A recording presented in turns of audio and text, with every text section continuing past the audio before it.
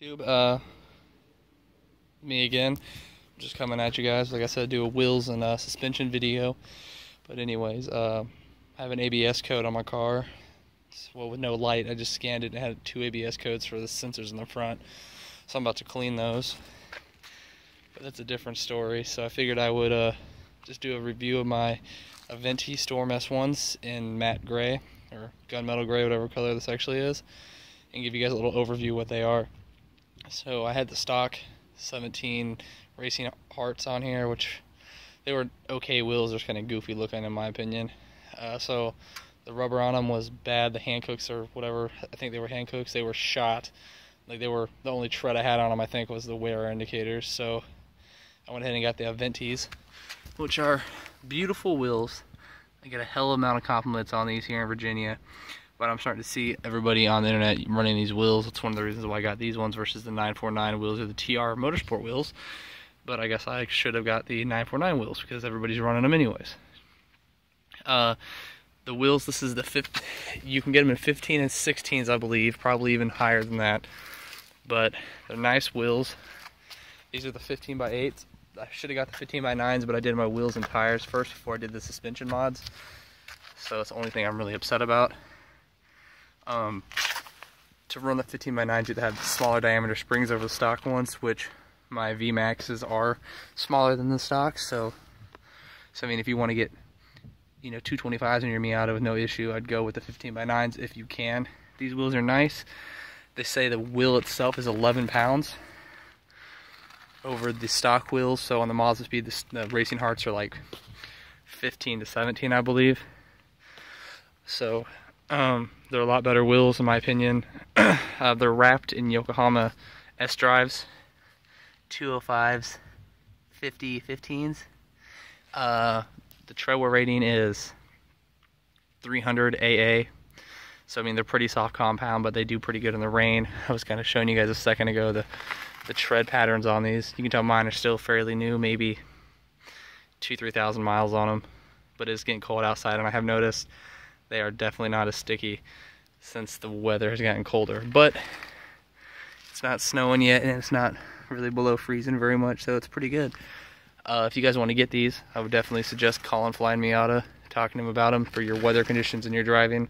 That's kind of how they help me. Don't mind the scuff. That's where I had when the spring, I put these on right before I got the springs, and the springs settled and kind of ate them up in the front, so I had to get them readjusted and realigned, rocking Flying Miata alignment just to see what it was like. A lot of people online bragged about it. It's a pretty nice alignment so far. Not as much camber as I would like, but you know, because I like that race look, but I also need it to be practical. The wheels are great, like I said.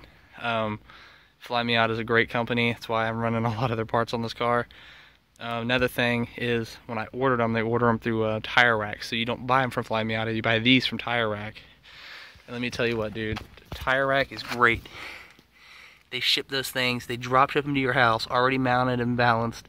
And you literally come out here, use whatever jack you have. Right now, I don't want to go inside and get my 2-ton jacks. I'm using the tire jack, which is a pain.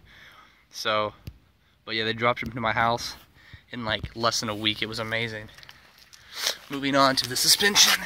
This is Fly Miata's V-maxx Classic, and this one is kind of dirty. So don't be hating right now. Try to get it a little nicer for you. Looks like I got a little bit of paint chip on it already. That's nice. These coilovers are great. They're not bad. You know, they're not amazing though. Like TN's, you know, would probably be better. You know, I'm sure there's the Fox Racing ones obviously are going to be better than these. But for $650 plus like $30 to ship, because they're a little bit heavy in the package, they're great. If you are going to get coilovers and you new suspension on your car, this is an 04, so it's 12 years old.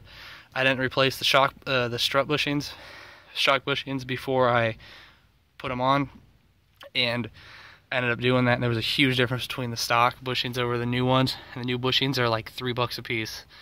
So again, Fly Miata has a bunch of those in stock. They're totally worth it. These are nice. The spring rates, I can't remember what they are, but they're almost double what stock is. The rear ones have a primary spring and then a secondary spring, or secondary and primary. I don't know which one's on the bottom exactly, but either way. Like most coilovers, they're easily adjustable. There's a bolt on top and a bolt on bottom. You know, if you're a Miata guy, these ones, that little square right there would be where your dampening adjustment would go, but I don't have the dampening adjustments on mine. That's what the extremes are. They're $200 more, but I was like, you know what, I don't need that. Kind of wish I would have now. Again, same thing with the wheels. But, you know, over the stock Bell-Steins with the stock Mazdaspeed springs, these are so much better. If you guys have any more questions, hit me up in the comments, direct message me, follow me on Instagram. If you can find me on Facebook, go ahead and add me, I guess. If you have any more requests or want to know anything more about these springs or these coilovers on the wheels and tires, let me know. Alright guys.